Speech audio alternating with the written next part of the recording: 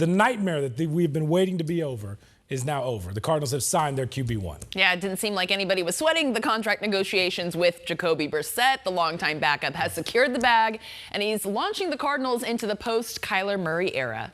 That's crazy to say, right? You know it's a good day when Buda Baker starts playing catch with the fans in the stands during camp. Check out all the smiles, Lena. Everybody happy to see Jacoby Brissett get a raise. Cardinals reworking that contract. He'll make a little more than $15 million this season, and that could reach $21 million in incentives. Brissett starts getting reps with the ones on Tuesday when the pads come on. Meanwhile, Gardner Minshew, he's going to be QB2 when that all happens. The deep ball here to Michael Wilson today. What a catch. Look at Mike LaFleur's reaction. Yeah, that play call, it worked, coach. Here we go. Brissett told us after practice he sees why they gave Jeremiah Love $50 million. We've seen all camp, the dude can make plays. Let's go back to the air. Minshew again hits Marvin Harrison Jr. That's a touchdown. MHJ, though, seemed somewhat limited in practice, though. Kept going over to the trainers. We'll more on that later on in the week. Some red zone action. Minshew again to Wilson. Man, if he could do that during the regular season again, it'd be fun to watch. Look how fired up the team was. Good practice, right? For more on Brissett and his new deal, let's get some reaction. Here's Jake Garcia. Cardinals 2026 training camp now has a 1936 feel. Jacoby Brissett got a new deal. Maybe now the Great Depression will go away. Cardinals are giving Brissett the pay bump he was looking for. It likely won't mean any raised banners, but it does raise morale for everyone in the building. His practice participation says nothing has changed. His work with the backups might even hint at relegation.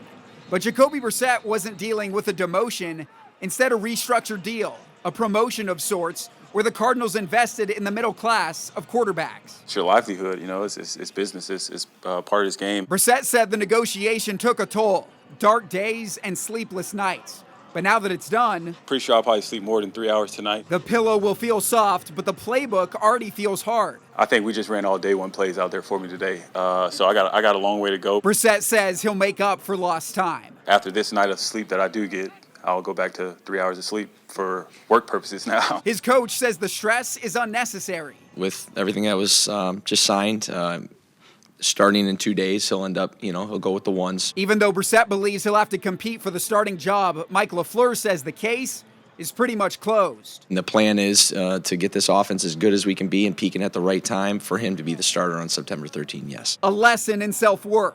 Just having the respect for yourself, I think plays a big part in it. Maybe not the FDR of QBR. I knew once the business got handled, now the football is the football, and I know take care of that. But Keynesian economics have given him the keys to the offense. The reason why we did get a deal done, because they knew I would get the work done. LaFleur was asked how he and the other decision makers can justify the restructured contract when Brissett went 1-11 last year. He said he's trying to take the emotion out of what happened last season and acknowledge the other factors beyond quarterback that go into winning and losing. He thinks Brissett is worth it for this year at that asking price. At State Farm Stadium, Jake Garcia, 12 Sports. Worth it for this year, and Mike LaFleur also somewhat named him the starter without saying it, saying they're trying to get this offense as good as they can be for when he starts in week 1. Lena, your reaction to the news is what? It's about time. Didn't take long. Ready to keep it moving. But yes, I'm looking forward to seeing how this new deal might translate into wins. We've seen in the past when some quarterbacks in Arizona Cardinals uniforms get new deals, they don't perform well. Yeah. After that, maybe that will be a turning of the tide this year, because as a career backup, now to be essentially the future of the franchise, at least for the immediate future, you got to win games. 1-11 is not going to cut it. I'm not impressed with that number. He's a great pro. He's a veteran presence. He knows a lot about the game, but can you win games is the challenge. Who stood out to you, and what did you make? You were really ringing the bell for this to happen all summer. Yeah, Lena, because we just knew it was going to happen. Listen, I think back to last year, the Cardinals believe if Jacoby is healthy, with this roster being healthy and Jacoby back there, that they can win football games. He's known for a long time that he was going to be the starting quarterback of this team. They both believed he deserved somewhat of a raise despite the record,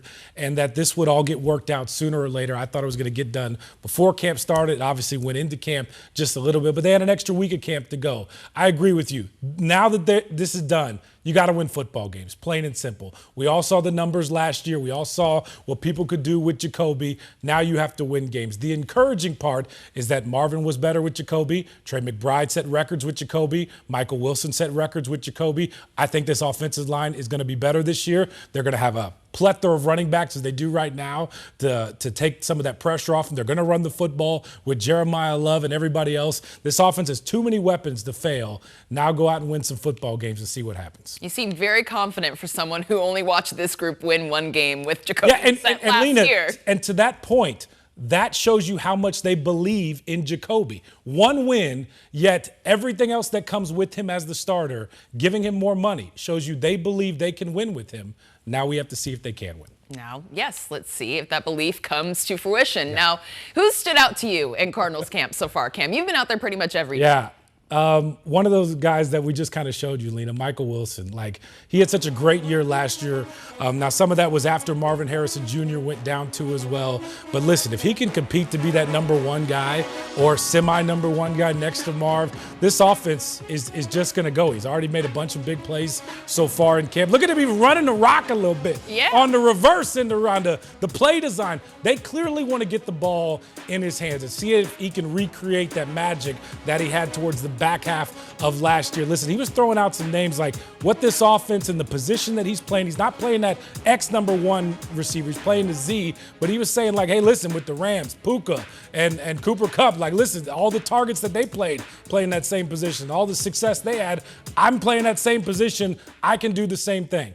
If he can ball out like he did last year, this offense is going to be hard to stop. Well, I like that Nathaniel Hackett and Mike LaFleur are saying it's going to be a competition. Who's wide receiver 1, 2? And I feel like we think that's probably deserved, right? Sure. I mean, Marv's that was a conversation last year. Yeah. How about you, Lena? Who stood up for you? I'm looking forward to seeing how the defensive backs move and how they look, particularly Sean Murphy-Bunting. He was one of the players that had his season cut short. He wasn't even available last season, but we've seen him put in the work and to be able to contribute in this defense as a veteran is going to be important for this young man. We know that he can bring that personality, the energy, the play style is something that both Nick Rawlis and Nathaniel Hackett said is a non-negotiable throughout camp. So playing with that edge, that execution, and seeing him be healthy in this role, that was kind of a thin position last season with Garrett Williams going down as well, Starling Thomas.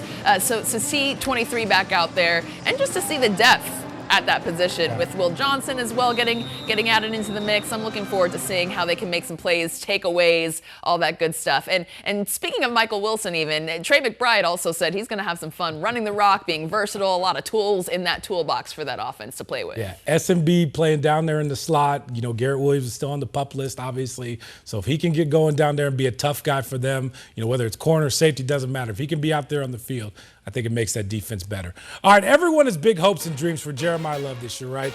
Everyone, but maybe minus the coaching staff. Let me explain, because there's been some drama this weekend. Love splitting reps with the first team during training camp, and when offensive coordinator Nathaniel Hackett was asked about his development, he gave this kind of endorsement.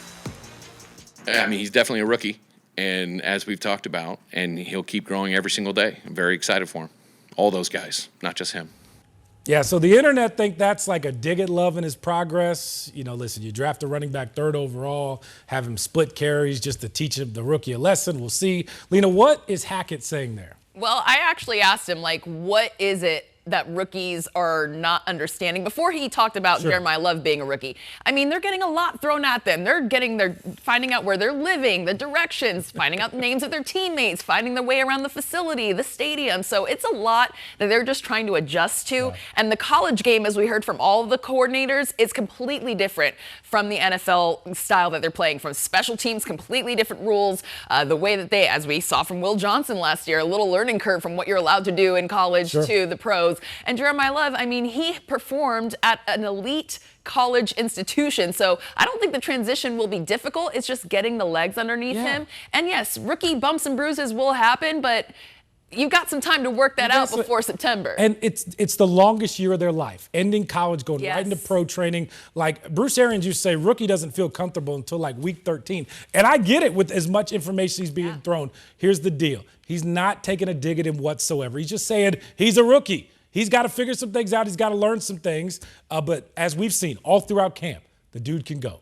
He's a Lamborghini. The man's going to go. Yes. Just wait. He'll watch. And he's ready to learn, Exactly. of course.